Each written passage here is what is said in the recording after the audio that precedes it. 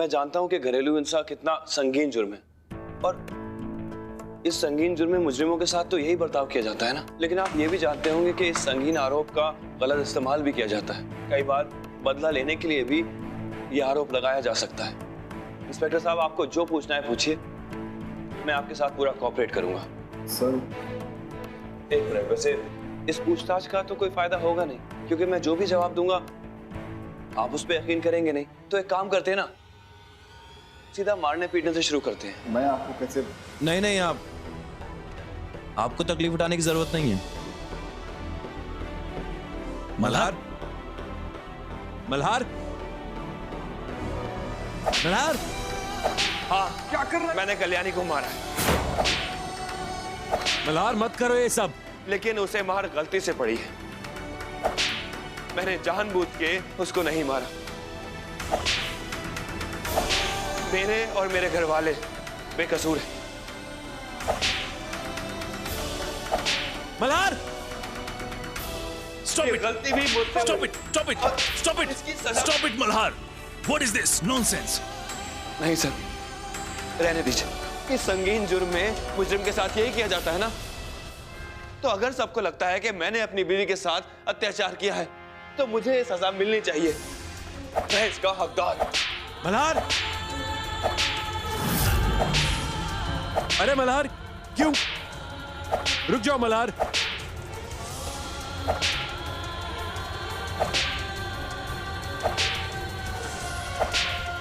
वाह मल्हार जी,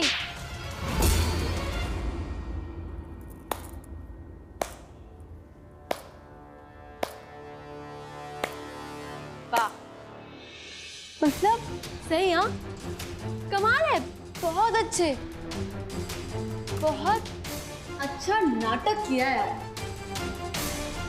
मतलब मानना पड़ेगा मल्हार जी को। आई सही है। कैसी बातें कर रही हो तुम? हाँ, सही तो कह रही हूँ आई। तमाशा नहीं तो और क्या है ये सब? तमाशा ही तो कर रहे हैं। क्या क्या लगता है आपको कि ऐसे एक को मारने से आपका गुनाह कम हो जाएगा? बिल्कुल नहीं मल्हार जी, क्योंकि आज मैं आपकी सच्चाई सबके सामने ला कर रहूंगी।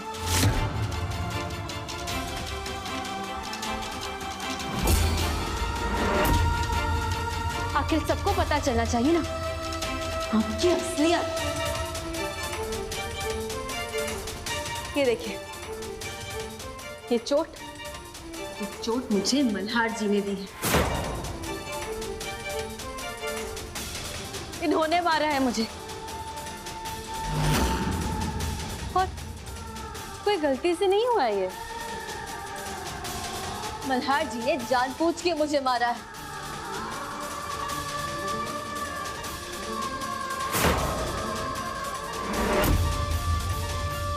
तो ये है तुम्हारा असली रंग? हमेशा जो संस्कारी होने का नाटक करती रहती हो। प्लीज, आपसे बात नहीं कर रही हूं मैं।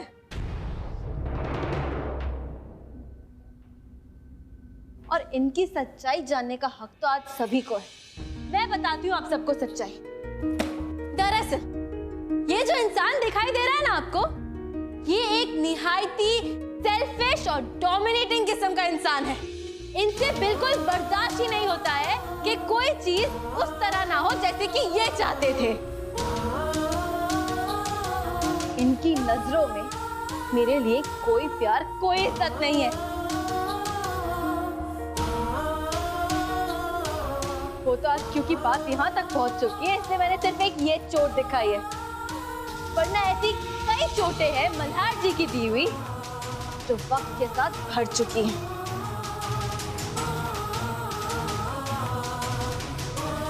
पता है, आज तक ना ही मेरे पापा और ना ही मेरे आई ने मुझ पे कभी भी हाथ उठाया, कभी नहीं मारा है मुझे। लेकिन जब से मेरी शादी हुई है ना इनके साथ, सिर्फ मुझे ही पता है कि मैंने इनके हाथों कितनी मार खाई है। और आज सबको पता चल ही जाना चाहिए कि इस पुलिस के बेल्ट का आप हमारे घर के बंद कमरों के पीछे क्या इस्तेमाल करते हैं। कल्याणी,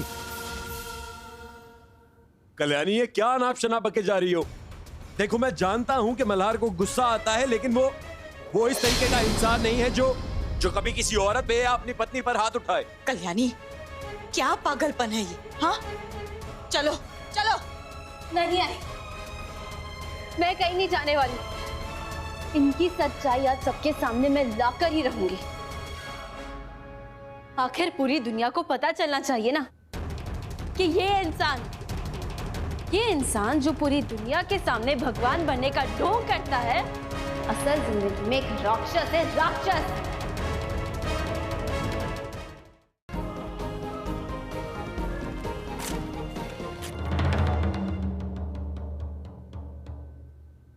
सर, ये कंप्लेंट मैंने फाइल नहीं की थी। वो एक्चुअली आओ साहब ने मुझे बेहोश करके मेरे नाम का गलत इस्तेमाल करने की कोशिश की थी।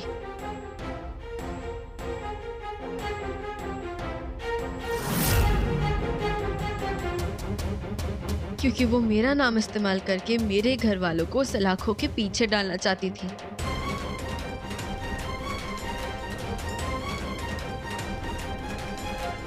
इसका मतलब तो ये हुआ कि यहां कोई केस बनता ही नहीं है। केस है क्या मिश्रा साहब? अनुप्रिया को शॉक दिया गया है और उसका इल्जाम मेरे घर वालों पर है, तो केस तो बनता है ना। वो केस कहां खत्म हो गया? मैंने तो कोई तकरार दर्ज की नहीं। लेकिन आप ये मानते हैं ना कि आपको शॉक दिया गया था?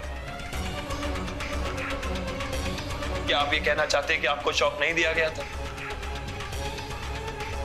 हाँ, तो फिर केस मेरे परिवार के ऊपर बनता है ना।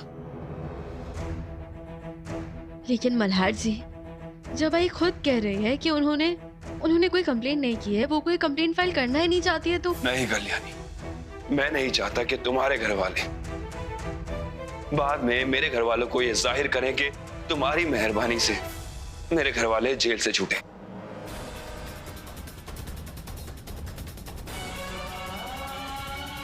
मुझे पुलिस पर यकीन है, उन्हें अपनी तहकीकात करने दो। जब सच सबके सामने आ जाएगा तो मैं और मेरे घर वाले इज्जत से यहां से बरी होकर जाएंगे। नहीं मल्हार, ये पागलपन है। अब मल्हार बेटा, बहू कह तो रही है कि आओ साहब ने झूठी शिकायत दर्ज कराई है, तो नहीं आई,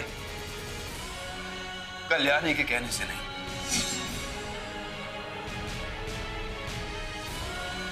जब पुलिस साबित करेगी कि हम निर्दोष हैं, तब। कमिश्नर साहब, आप अपनी तहकीकात जारी रखिए। मल्हार देखो, ये पागलपन है मल्हार। देखो, मैं नहीं चाहती कि हमारे घर वाले ऐसे जेल में रहे। मैं कल ही इन सबकी बेल करा दूंगी। उसकी कोई जरूरत नहीं पड़ेगी। कल सुबह होने से पहले मैं ढूंढ निकालूंगी कि आई को शॉक किसने दिया।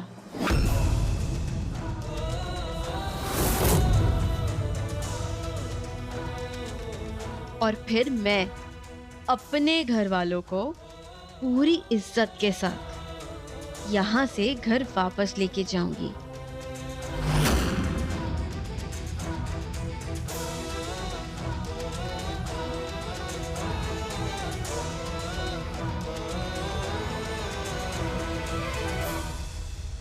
और हाँ मल्हार जी, मैं जो भी कर रही हूं ना, वो अपने घर वालों के लिए कर रही हूं। तो प्लीज इसे मेहरबानी का नाम देके मेरे प्यार की इंसल्ट मत करिए।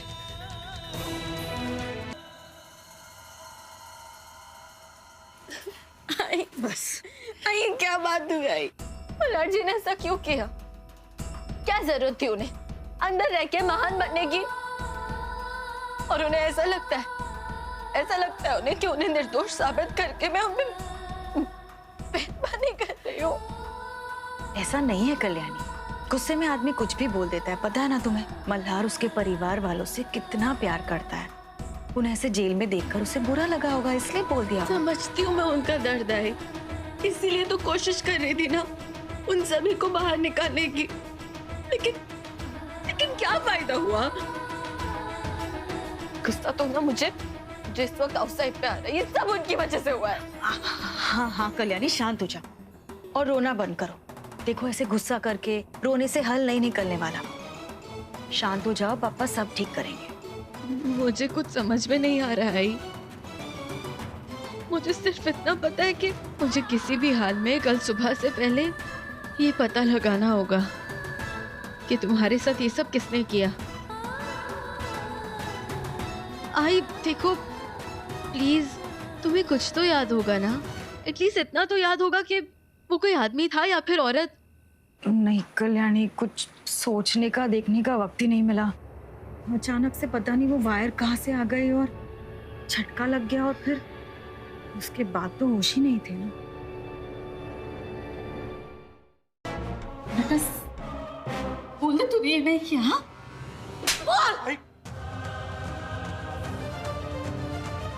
ये संस्कार दिए मैंने तुझे, ये तेरी काकी, तेरी माँ जैसी है, उसके साथ तूने ऐसा किया?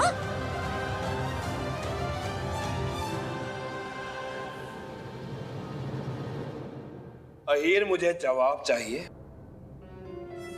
वरना मेरे पास और भी तरीके। बता दो।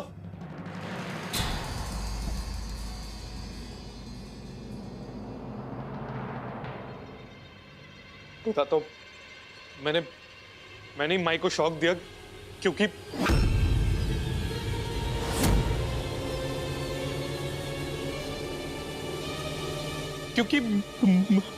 मुझे लगा कि वो अथर्व है। अथर्व?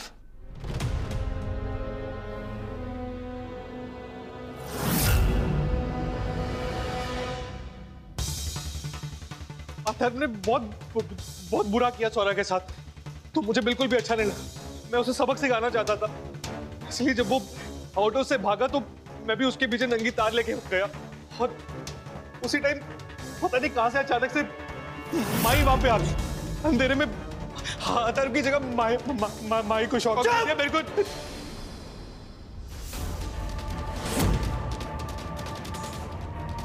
अथर्व की दिमागी हालत जानता है ना तू, और उसने जो किया उसके लिए हमने उसको मेंटल केयर भेजा ना। तेरा तो दिमाग ठीक है ना, तूने जो किया है ना ये कानूनन जुर्म है। दिल तो कर रहा है तेरी इस हरकत के लिए ना तेरी यही खाल उधेड़ दूं।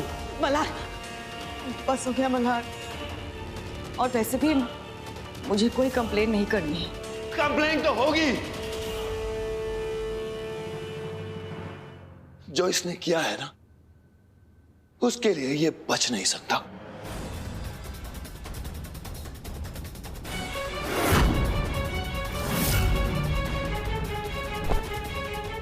दादा जाने तो दादा मेरी बात सुनो दादा मेरी बात का विश्वास करो दादा, मैं सच में बोल रहा हूँ, मेरे से गलती होगी दादा, मेरी बात सुनो दादा गलती होगी मुझसे दादा। कमिश्नर साहब, अहीर का केस इसी पुलिस स्टेशन में रहेगा, और इसका केस मैं नहीं हैंडल करूंगा, क्योंकि मैं नहीं चाहता कि कल कुछ लोग मुझ पे उंगली उठा सके कि मेरी वजह से अहीर को कम सजा मिली है। दादा मैं छोटा हो रहा, दादा छोटा भाई होगा, प्लीज माफ कर दो ना दादा, प्लीज दादा। हे हाई तू बोलना एक बार, हाई गलती होगी ना, हाई तू बोलना कुछ ना दादा, प्लीज दादा। मल्हार जाने दो, बच्चा है, मैं उसे सुधार दूंगी, उसे छोड़ दो। मल्हार, इसे इसके किए की सजा मिल चुकी है, अब उसे और सजा देने की क्या जरूरत है? जरूरत है।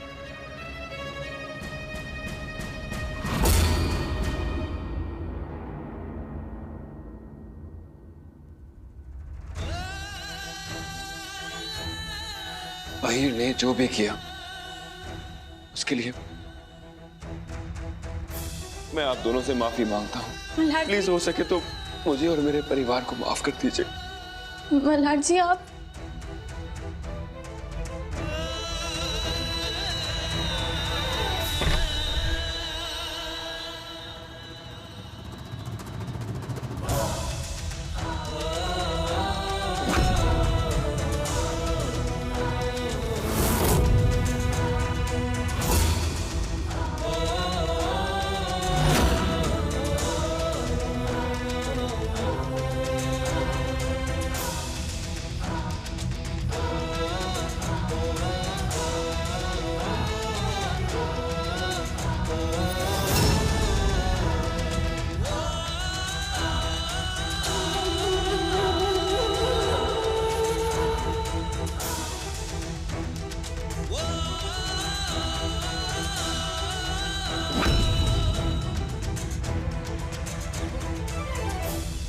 पापा ऐसी क्या गलती हो गई मुझसे?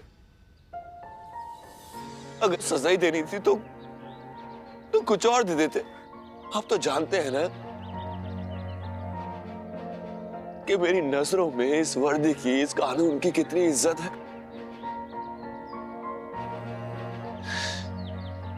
मेरा अपना भाई क्रिमिनल, क्यों?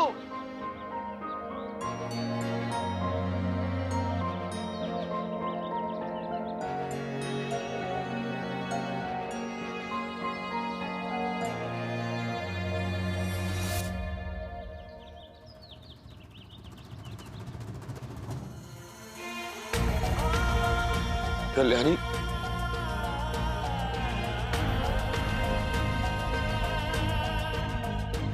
बहुत बुरा लग रहा है ना आपको? बहुत चोट पहुंची है ना आपके दिल को? नहीं मल्हार जी, कुछ कहने की जरूरत नहीं है आपको। मैं समझ सकती हूँ, आपका दर्द महसूस कर सकती हूँ। मैं तुम्हारी हमदर्दी के काबिल ही नहीं हूँ कल्याणी। 26 जुलाई की रात को सार्थक जी सोलापुर में ही थे सर। इसका मतलब राधे की बात में सच्चाई हो सकती है, लेकिन फिर काका ने उसको पहचानने से इनकार क्यों कर दिया?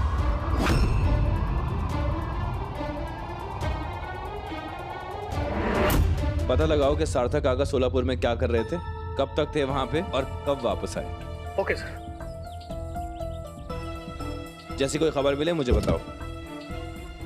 अच्छा चलो बेटा। क्या दुश्मनी हो सकती है काका की राधे से, और ऐसा क्या कर दिया काका ने कि उन्हें मुझसे भी झूठ बोलने की जरूरत पड़ गई?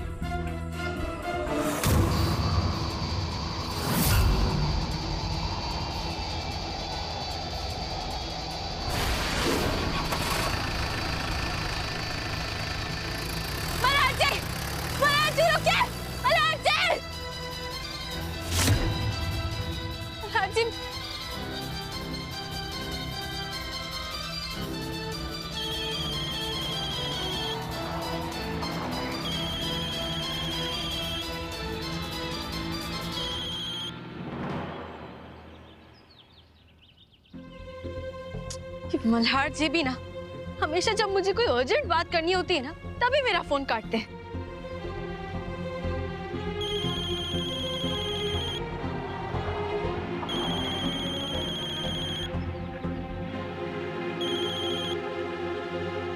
ये तो बार-बार फोन काट रहे हैं मेरा। क्या हुआ मैडम, कुछ सब ठीक तो है ना? मल्हार जी से पहले मैं स्वरा और आदि की बात और किसी को नहीं बता सकती। अब देखिए, मुझे ये कंघी मिली है और ये कंघी 26 जुलाई का कोई सबूत हो सकती है। कंघी? किसकी कंघी है ये? मैडम इसमें तो 1-2 रेशे भी हैं। इसका डीएनए टेस्ट हो सकता है।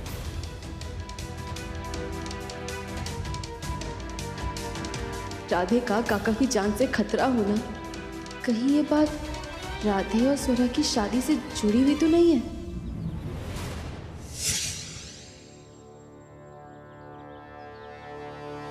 कहाँ जा रही हैं?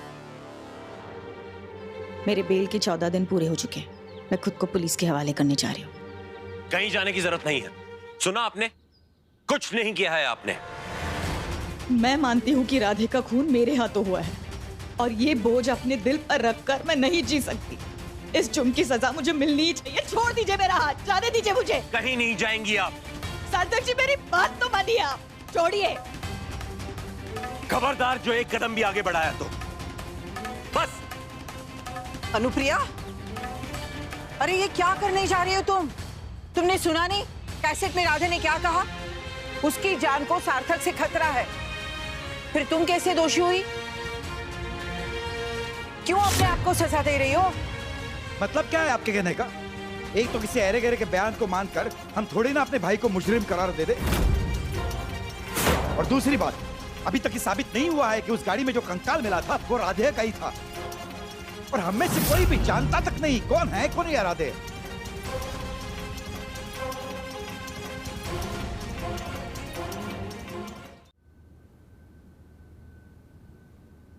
जैन सर, सर डीएनए की रिपोर्ट आ गई है सर। उस कंकाल का डीएनए साड़ी पे लगे खून से मैच करता है सर। इसका मतलब कि वो लाश राधे की ही थी सर, और साड़ी पहना हुआ वो राधे श्याम ही था सर। सार्थक जी मेरा हाथ छोड़ दीजिए, मुझे जाने दीजिए। आई, मैं जानती हूँ कि तुम अपने आप को पुलिस को सरेंडर करना चाहती हो, और वो भी इसलिए क्योंकि तुम काका को बचाना चाहती हो। क्योंकि तुम्हें इतना याद आ गया है कि तुमने 26 जुलाई की रात को MH बॉस वाली नंबर प्लेट देखी थी जो काका की गाड़ी है।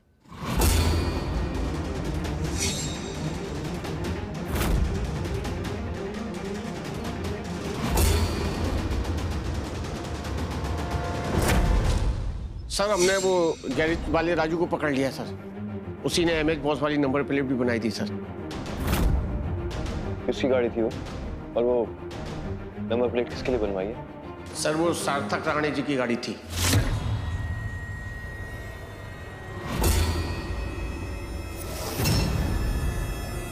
बता दीजिए काका, बता दीजिए आज सबको कि 26 जुलाई वाली रात को क्या हुआ था।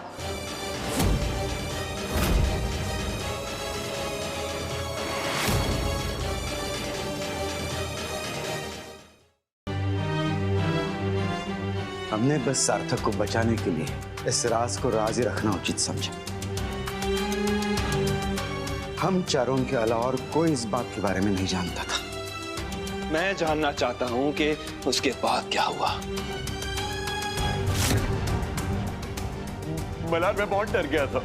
डर में मानो मेरा दिमाग काम ही नहीं कर रहा था, और उसी डर में मैंने राधे की लाश को गाड़ी की डिग्गी में डाला और तालाब के पास ले गया।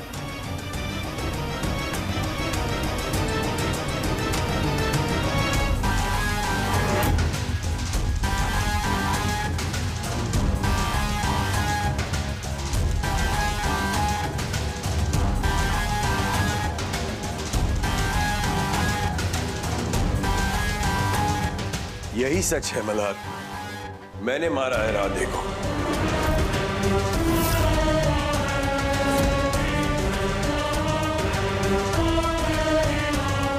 यही सच है कि मैं खूनी।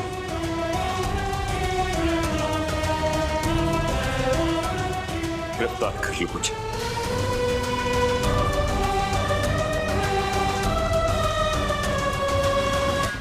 जेल में छुप के बैठने नहीं दूंगी मैं आपको।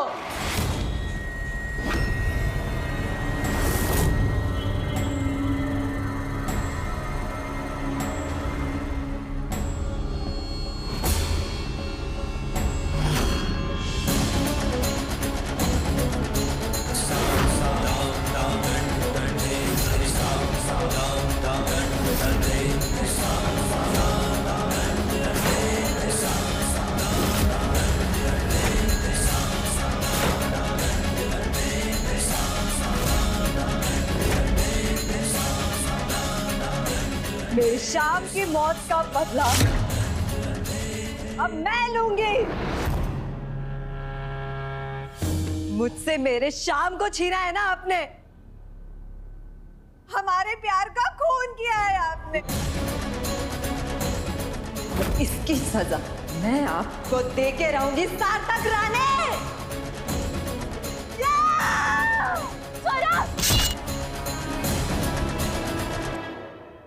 कल्याणी,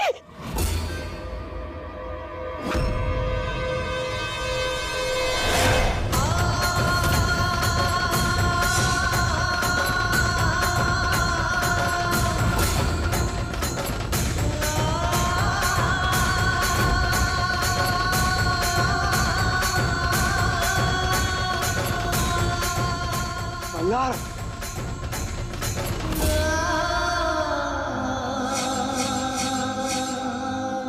छोड़ो इसको। क्या कर रहे हो तुम ये? उठो कल्याणी। क्यों? क्या बिगाड़ा था मेरे राधे ने आपका? क्यों किया आपने? क्यों? बोलो। स्वरा, वो सिर्फ एक हादसा था। मैं उसे मारना नहीं चाहता था बेटा। क्यों किया? क्यों? बाबड़ी, सिर्फ एक हादसा था। बाबड़ी, एक बात सुनते ले। स्वरा देखो, शांत हो जाओ। ये तूने होलिया क्या बना रखा है? ये विधवाओं की तरह क्यों घूम रही है तू यहाँ पे? क्योंकि स्वरा और राधे श्याम की शादी हो चुकी थी मल्हार जी।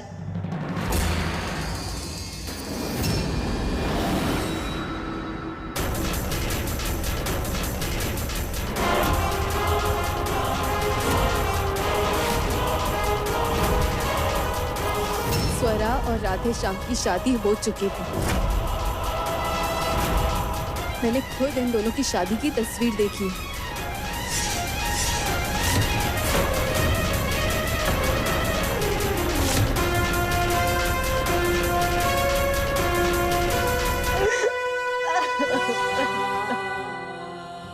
कल्याणी, तुम ये बात जानती थी और उसके बावजूद तुमने ये बात मुझसे छुपाई? मल्हार जी, मैं आपको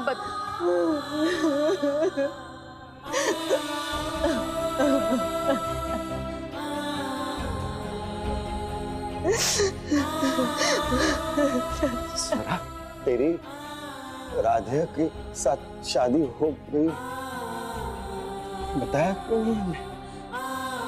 क्यों छुपा के रखी है बात? क्योंकि मैं जानती थी कि एक नाचा को साड़ी पहन के लावनी करने वाले को आप अपने दामाद के रूप में कभी स्वीकार नहीं करते। श्याम ने मुझसे कहा था कि मैं आप सबको हमारी सच्चाई बता दूं, लेकिन जब तक मैं अपनी हिम्मत जुटा पाती, श्याम गायब हो गया। और मुझे पता था कि उसके गायब होने के पीछे आप चारों का ही हाथ है, लेकिन मुझे ये नहीं पता था कि श्याम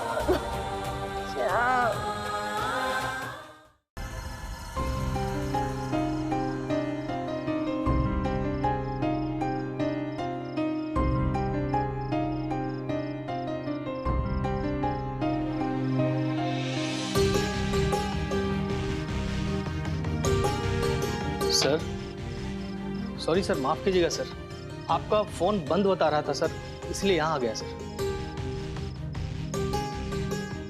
और एक दिन के लिए तो मुझे मेरे हाल पे छोड़ दो। माफ कीजिएगा सर, सर मैं समझ सकता हूँ सर, लेकिन सर बात ही कुछ अर्जेंट है सर। कमिश्नर साहब खास आपसे मिलने आए सर। उनका कहना है कि केस में कुछ गड़बड़ है सर। ऐसी क्या गड़बड़ हो सकती है? चलो।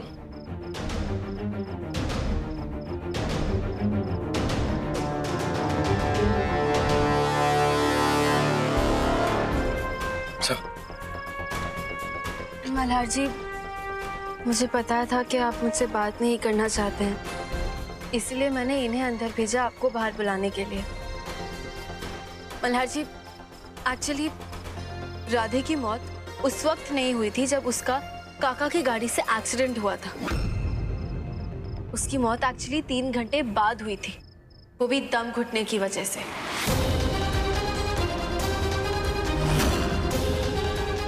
मल्हार, वो तो अच्छा हुआ कि कल्याणी के जिद करने पर हमने सार्थक का लाई डिटेक्टर टेस्ट करवाया, तो पता चला कि सार्थक तो झूठ बोल रहा था। हालांकि उसकी गाड़ी से राधे का एक्सीडेंट हुआ जरूर था, लेकिन गाड़ी को ले जाकर तालाब में फेंकने का काम सार्थक ने नहीं बल्कि किसी और आदमी ने किया। तो इसका मतलब काका झूठ बोल रहे थे और राधे की मौत एक्सीडेंट से नहीं बल्कि दम घुटने से हुई है। करेक्ट। तो इसका मतलब उसको गाड़ी में डाल के बाद में तालाब में ढकेला गया है। तो जाहिर है वो सोलापुर से औरंगाबाद आने तक जिंदा था। करेक्ट। लेकिन और कौन हो सकता है मल्हार जी? क्योंकि उस वक्त वहाँ पे काका के अलावा तो सिर्फ मामन जी, एसपी और अहीर था।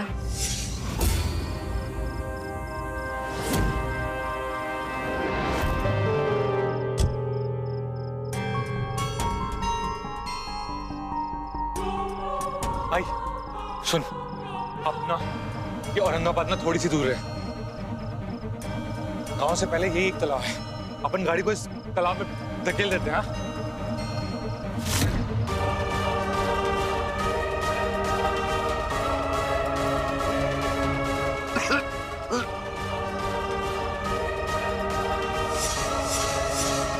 बचाओ, कोई है? तो जिंदा आई। क्या करेंगे? अरे मैं मर जाऊंगा, खोलो, मेरी सांस रुक रही है, बचाओ। मार दो इसे, मार दो। मार दो इसे, मार दो। आप बोलने नहीं तो आई, पागल हो गई है। नहीं नहीं नहीं, अरे मेरे से ये सब नहीं होगा, मैं नहीं मारूंगा। नहीं आहिर, हमारे पास और कोई रास्ता नहीं है। देख, ये अगर जिंदा बच गया ना तो भाऊजी के साथ साथ हम भी मरेंगे।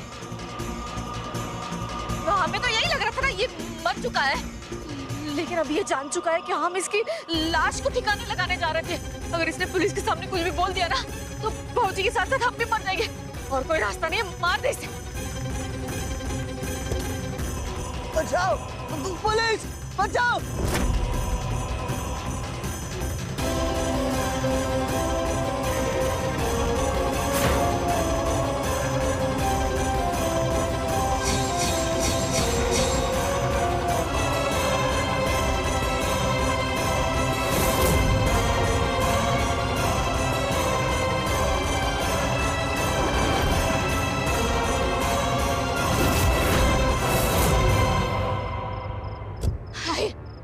गाड़ी समेत इस लाश को तालाब में फेंक देते हैं। भाई पर आई, अगर किसी टाइम पर आके पुलिस को लाश मिल गई तो आई? ऐसे किससे मिलेगी पुलिस को? अगर मिल भी गई तो पुलिस को तो यही लगेगा ना कि ये खून तो भाऊजी ने ही किया है।